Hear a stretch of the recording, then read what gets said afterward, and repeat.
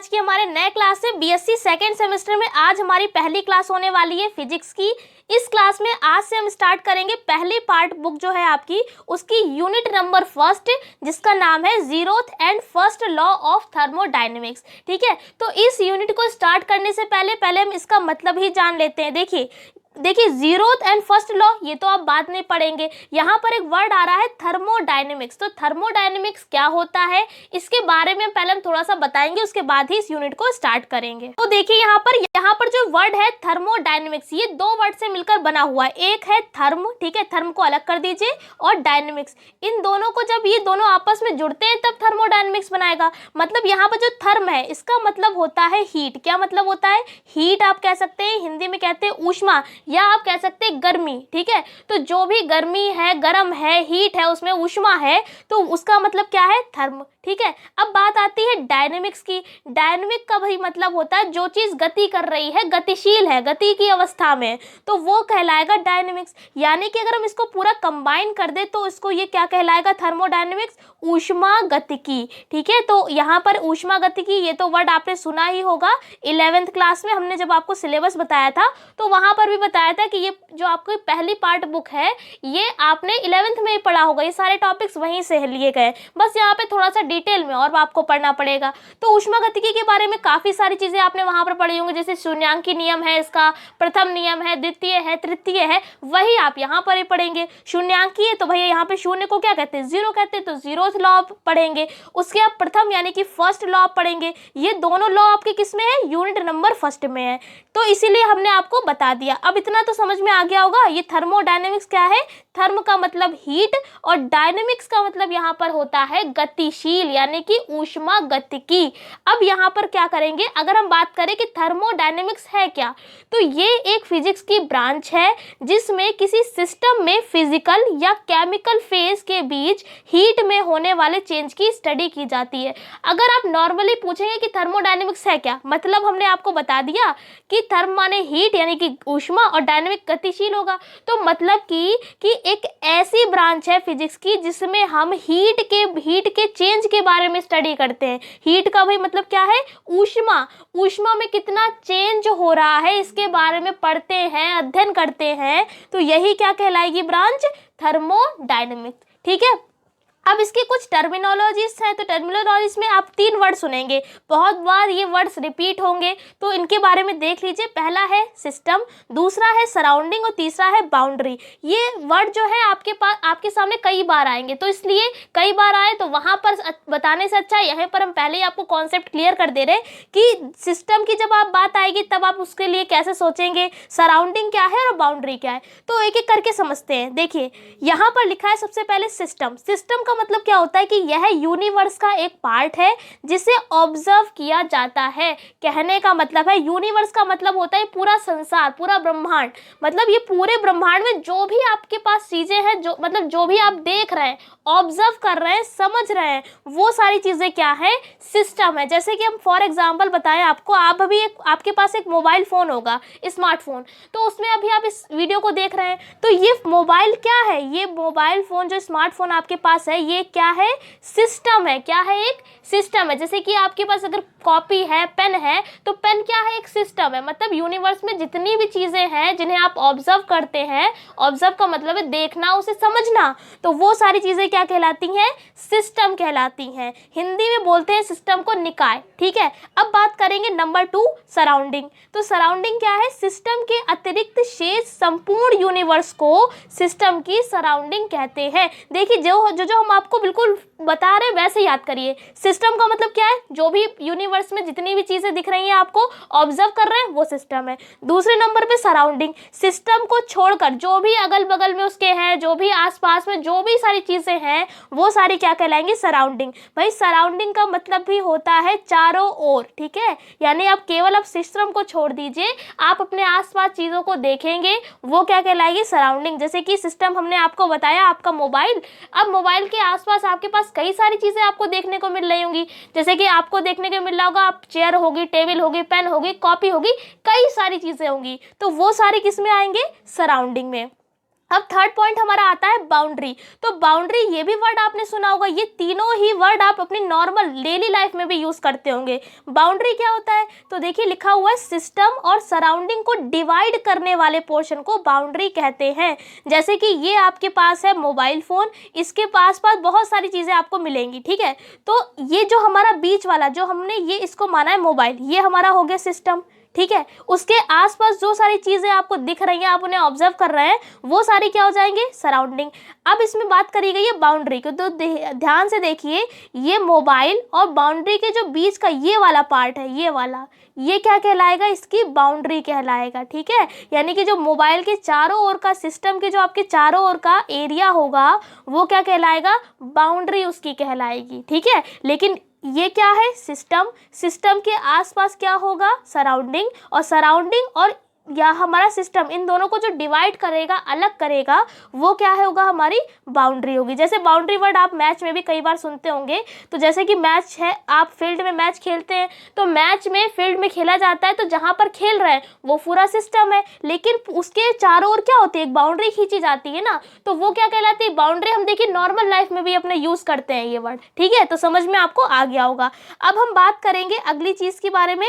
तो इतनी ये टर्मिनोलॉजीज तो समझ में आ गई होंगी। अब टाइप ऑफ सिस्टम, सिस्टम भी कई तरीके के होते हैं। जैसे कि हमने पहला लिखा ओपन सिस्टम। ओपन सिस्टम का मतलब क्या होता है कि यदि सिस्टम का सराउंडिंग, सिस्टम और सराउंडिंग के बीच एनर्जी और मैटर का आदान प्रदान हो तो इसे ओपन सिस्टम कहते हैं। फॉर एग्जाम्पल लिखा हुआ है water boiling in open system. इसका मतलब क्या है कि सिस्टम और सराउंडिंग, जब इन दोनों के बीच में, ठीक है, सिस्टम और सराउंडिंग दोनों चीज़ों के बीच में एनर्जी मतलब कि ऊर्जा, मैटर का मतलब होता है जो भी आपके पास पदार्थ है, उनके बीच क्या होगा, आदान प्रदान होगा अगर, तो वो ओपन सिस्टम है। जैसे कि बात लिखा हुआ है फॉर एग्जांपल में कि जो आप लेते हैं पानी, पानी को अगर आप उबालना शुरू करेंगे तो उबालने से क्या होगा, वो हीट बन के ऊपर निकल आएगा, मतलब हीट बन के वो भाप बन के उड़ जाएगा, तो ये क्या कहलाएगा, ओपन सिस्टम। इसी तरीके से क्लोज्ड सिस्टम क्या है, यदि सिस्टम और सराउंडिंग के बीच हीट का ट्रांसफॉर्मेशन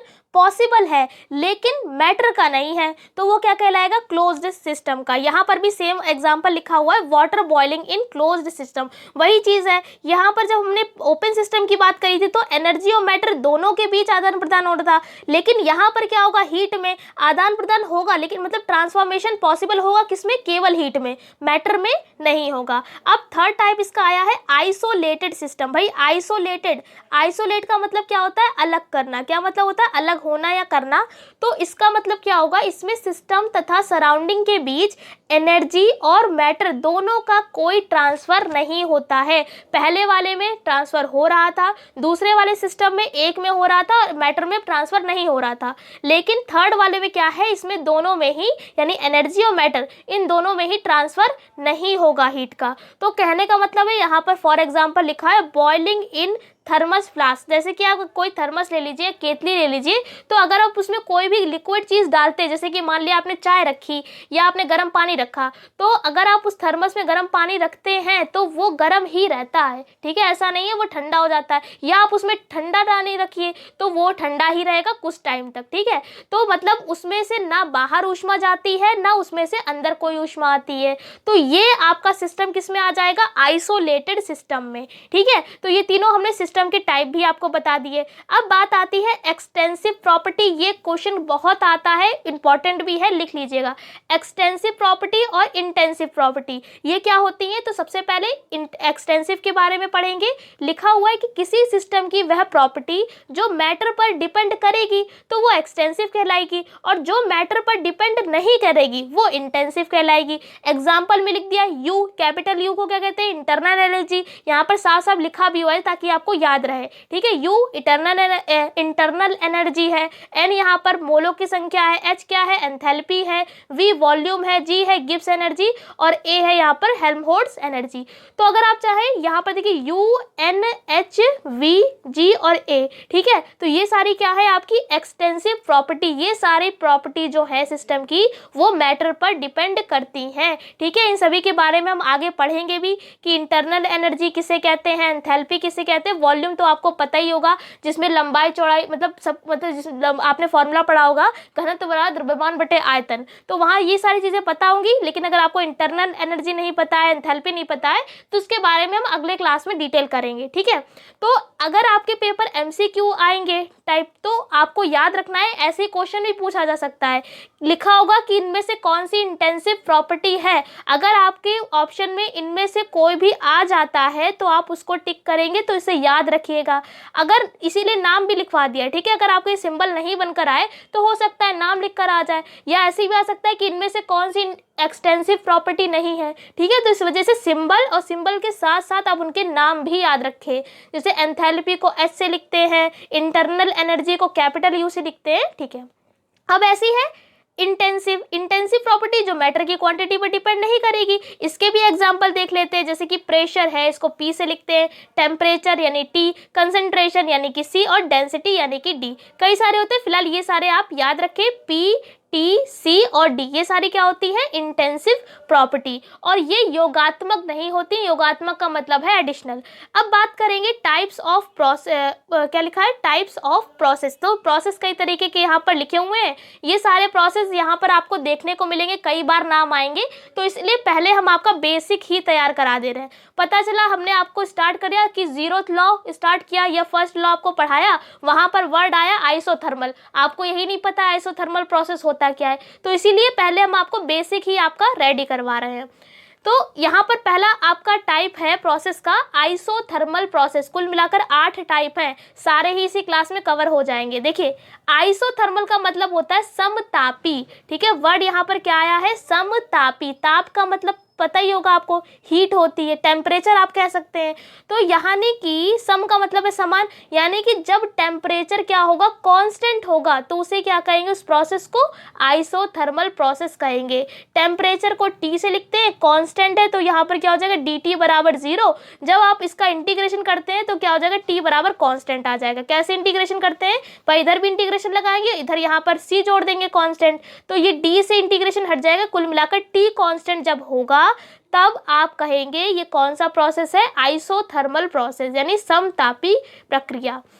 उसके बाद आइसोबेरिक प्रोसेस, ये क्या होता है, तो जब प्रेशर कांस्टेंट होगा तब इसे आइसोबेरिक प्रोसेस कहेंगे, यानी कि dP बराबर जब 0 होगा, ये जब इंटीग्रेशन करेंगे तो P बराबर कांस्टेंट, प्रेशर कांस्टेंट होने पे आइसोबेरिक प्रोसेस। उसके बाद बात आई है थर्ड टाइप की, ये है एडाप्टिक प्रोसेस। इसका मतलब होता है रुद्धोष्म प्रक्रम। इसमें क्या लिखा हुआ है कि इस प्रोसेस में सिस्टम और सराउंडिंग के बीच हीट का कोई ट्रांसफर नहीं होता। ये वही वाला एग्जाम्पल है जो भी हमने यहाँ पर सिस्टम के थर्ड टाइप में पढ़ाया था, कि एक थर्मस ले लिया, उसमें से ना बाहर ऊष्मा जा रही है ना अंदर जा रही है, जो हमारा मैटर है जो थर्मस के अंदर मान लेते हैं टी है यानी चाय है या वाटर है, कुछ भी है, अगर वो ठंडा है तो ठंडा ही रहेगा, गर्म है तो गर्म ही रहेगा। ये आता है एडाप्टिक प्रोसेस में, ठीक है। जैसे कि अगर मान ले, आपने देखा होगा कई बार एक बर्फ रखने के लिए आते हैं तो उसमें जब बर्फ रखी जाती है तो गलते नहीं है, या मान ले गाँव में क्या होता है कि भूसे में भर के बर्फ रख दिया जाता है जिससे कि बर्फ जो है वो जल्दी गले ना। तो इसमें सारे प्रोसेस, इसमें जो है क्या काम कर रहा होता है, तो भाई यहाँ पर सभी चीज़ों में एडाप्टिक प्रोसेस होता है। ये क्या करता है,